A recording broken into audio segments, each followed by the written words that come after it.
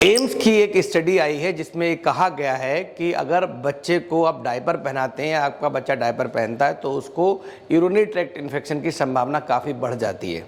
तो क्या ये बात सब बच्चों पे लागू है या कोई स्पेशल बच्चे ऐसे हैं जिनको यूरोजेनाइटल कंजेनिटल डिफेक्ट्स हैं, जिनको कंजेनिटल प्रॉब्लम्स हैं, जिनमें स्ट्रक्चरल प्रॉब्लम्स हैं, उन्हीं बच्चों पे एप्लीकेबल है या सारे बच्चों पे एप्लीकेबल है? क्योंकि इस स्टडी ने काफ़ी हद तक जो पेरेंट्स हैं उनके अंदर भय बिठा दिया है। तो इसके बारे में मैं बात करूंगा आज। मैं हूं doctor DK. Gupta, chairman Felix hospital Noida. आज हम बात करेंगे बच्चों को डायपर पहनाने चाहिए या नहीं पहनाने चाहिए, या पहनाना है तो किन बातों का हमें ध्यान रखना है, डायपर पहनने से क्या क्या समस्याएं हो सकती हैं, उनसे कैसे बचा जा सकता है।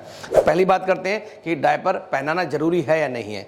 डायपर अवॉइड करना चाहिए। हम सब डॉक्टर्स जो हैं जब बोलते हैं तो यही कहते हैं डायपर अवॉइड करना चाहिए, बिकॉज डायपर पहनाने से कई सारी दिक्कतें आ सकती हैं बच्चों में। डायपर पहनाने से क्या क्या प्रॉब्लम हो सकती हैं? अगर बच्चा डायपर पहनाता है तो उसको वहाँ पे स्किन के रैशेस हो सकते हैं, एलर्जी हो सकती है जिसको डायपर रैश बोलते हैं, उससे बच्चों को वहाँ पे पेन है, रेडनेस है, इचिंग है, ये सब प्रॉब्लम्स हो सकती हैं। दूसरा, अगर बच्चा मलनरिज्ड है या इसको गैस्ट्रोएंटेराइटिस है, डायरिया, वॉमिटिंग कर रहा है और आप लगातार डायपर पहना रहे हैं तो आप यूरिन आउटपुट मेजर नहीं कर सकते, तो आपको पता नहीं लगा उसने यूरिन पास किया है या नहीं किया है। तो इसका मतलब हाइड्रेशन के लिए बहुत इंपॉर्टेंट है डायपर ना पहनाना। तीसरी बात, अगर आप डायपर पहनाते हैं तो डायपर के अंदर बहुत सारे ऐसे केमिकल्स होते हैं जो स्किन में एलर्जी करते हैं। जो बच्चे को स्किन की एलर्जी हो सकती है, इवन पूरी बॉडी की एलर्जी भी हो सकती है। और कभी कभी जो उसके अंदर जो ऐसे एलिमेंट्स भी होते हैं कि जो लॉन्ग टर्म कंटिन्यूस 3-4 साल तक अगर डायपर पहनाते हैं तो वो जाके कार्सिनोजेंस भी बन सकते, मतलब होते हैं, उनकी वजह से कैंसर की संभावना भी हो सकती है।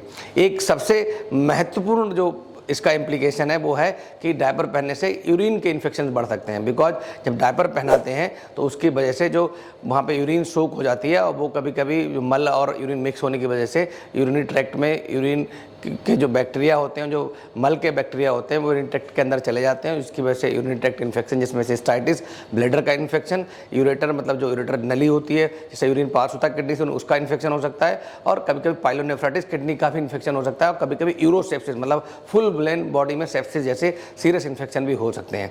तो ये तो मैंने बताया कि क्या क्या प्रॉब्लम हो सकती है। अब इस स्टडी के बारे में बात करते हैं। 300 बच्चे वो थे जिनको कंजेनाइटल कुछ मेल फॉर्मेशन थे, स्पेशली यूरिनरी ट्रैक्ट के, जिसमें हाइपोस्पिडियास हो सकता है, जिसमें बच्चे का जो छेद होता है यूरिन का वो छोटा हो जाता है या पतला हो जाता है या नीचे हो जाता है, या BUR जैसे वेसिको-यूरेटल रिफ्लेक्स, इस तरह की चीज़ें प्रॉब्लम हो सकती हैं। पोस्टीरियर यूरेथ्रल वॉल्व है, इस तरह की प्रॉब्लम हो सकती हैं। तो ऐसे बच्चे जिसको न्यूरोजेनिक ब्लैडर है, जिसको पीछे स्पाइना बाइफिडा ऑकल्टा है, तो ऐसे केसेस जहाँ पे ऑलरेडी बच्चे कंप्रोमाइज्ड हैं, जिनकी यूरिनरी ट्रैक्ट ठीक नहीं है, जिनका न्यूरोजेनिक सिस्टम ठीक नहीं है, उसकी वजह से उन बच्चों में 300 में जो स्टडी करी गई उसमें एक बच्चे में संभावना मिली कि उसको यूरिनरी ट्रैक्ट इन्फेक्शंस बढ़ गए थे या उसमें ऐसा इंसिडेंस पाया गया। तो इसलिए डरने की बात नहीं है। ये ऐसा नहीं है कि हर बच्चे में अगर आप पहनाएंगे डायपर तो उसमें इन्फेक्शन की संभावना बढ़ जाएगी, बट हमें प्रिकॉशन जरूर रखनी है। प्रिकॉशन क्या रखनी है? पहले तो डायपर ना पहनाएं। अगर घर में मेड है या फिर घर में दादी नानी या कोई पेरेंट्स हैं, जॉइंट फैमिली है, तो कोशिश करें लंगोट या सूती कपड़े का जो लंगोट होता है उसको पहनाएं और उसको जैसे ही यूरिन बच्चा पास करता है उसको तुरंत चेंज कर दें। और इसका फ़ायदा ये होता है जब भी यूरिन बच्चा पास करता है वो तुरंत दिख जाता है, तो इसलिए बच्चा गीला नहीं रहता। दूसरी बात, अगर आपको डायपर पहनाना पड़ता है तो डायपर को चेक करते रहें। जब भी यूरिन स्टूल बच्चा पास करता है उसमें तुरंत बदल दें, और अगर नहीं भी यूरिन स्टूल पास करता तो भी 4 से 6 घंटे बाद उसको चेंज कर दें। बिकॉज चेंज करने का मतलब ये है कि हमें उसको ओपन एरिया को देना है, वहाँ पे एयर का सर्कुलेशन चाहिए जिससे स्किन में एलर्जी ना हो, स्किन में रैशेस ना हो। अदरवाइज अगर लगातार 24 घंटे आप डायपर पहना के रखेंगे तो वहाँ पे स्किन एलर्जी या रैशेस हो सकते हैं। तीसरा, डायपर को यूज़ कब करना है? मेनली जब आप ट्रांसपोर्ट में जाते हैं, मतलब बाहर जा रहे हैं, रास्ते में यूज़ करना है, घर पे रहने पे ना यूज़ करें।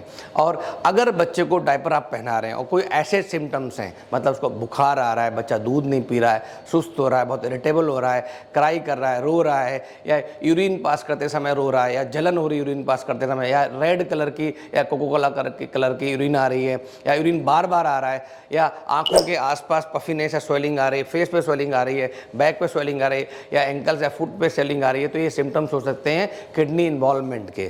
तो अगर ऐसे कोई सिम्टम्स आ रहे हैं तो आपको तुरंत अपने नियर बाय पीडियाट्रिशियन को दिखाना चाहिए। और अपने बच्चों को मैं फिर बोलूँगा, डायपर नहीं पहनाना है। अगर पहनाना है तो सुपरवाइज्ड डायपर पहनाना है, मतलब पहनाने के बाद आपको जो चीज़ मैंने बताई उन सबका ध्यान रखना है। Thank you so much.